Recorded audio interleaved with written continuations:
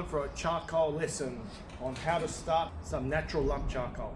It's about 1 kilo in this standard size chimney starter. A great way to start a chimney starter is use wooden wax blocks, and I like to stack them up underneath inside this section here. But before you do so, make sure you have a surface where you can start your charcoal, because this is going to be in direct contact with whatever you're starting. I place on my barbecue the fire starters, and I'm just going to stack them up and light that. And what happens is that flame will go underneath the charcoal and start the ignition. Why is it important to have the flame beneath the charcoal? The top of the flame is the hottest part. If you put your finger in a candle and you touch the wick, you notice you don't burn your finger, but as soon as you put your hand over the flame, you feel the heat spot, don't you? We have our chimney starter ready to go with 1 kilo of charcoal, and this is fruitwood charcoal, and we have our fire lighters stacked up because we want the flame to reach that base of the charcoal. So get yourself a firelight, maybe a gas torch or a match. Let's light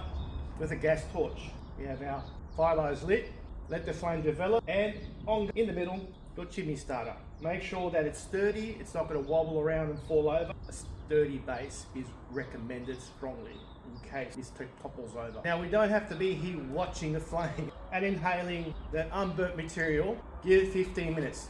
12 to 15 minutes is how long those firelights should burn. So just walk away, but make sure nothing's gonna knock it over. Be aware that this is still quite dangerous for little kids and animals if they are around. Give it 15 minutes for that firelight to extinguish and watch the charcoal glow.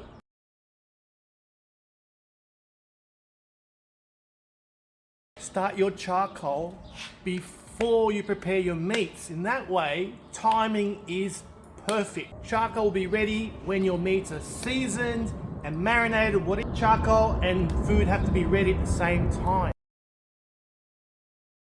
So it's been over 10 minutes, maybe 15. Fire lighters have been totally used up, consumed.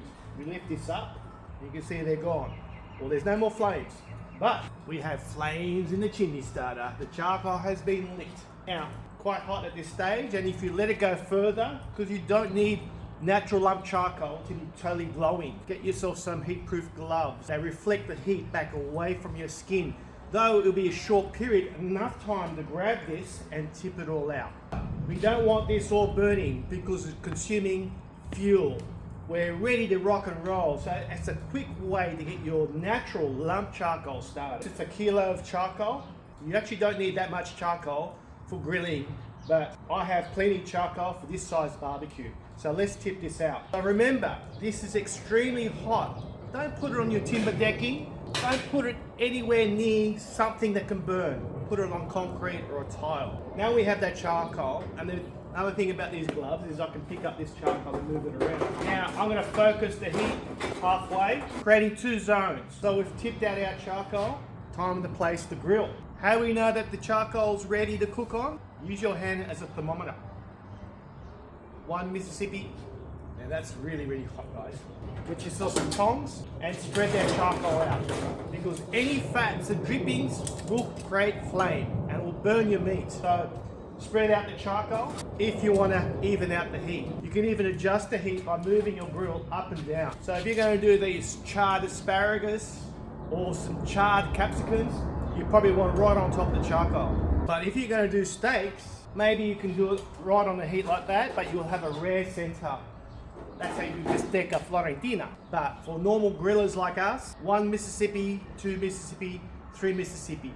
That's the heat you want for a steak. You want a heat that's medium. You want enough to cook the outside or brown it, creating what we call the Maillard reaction. This fruitwood charcoal that we have burns quite decent in terms of cooking time. That is heaps of time to do a steak.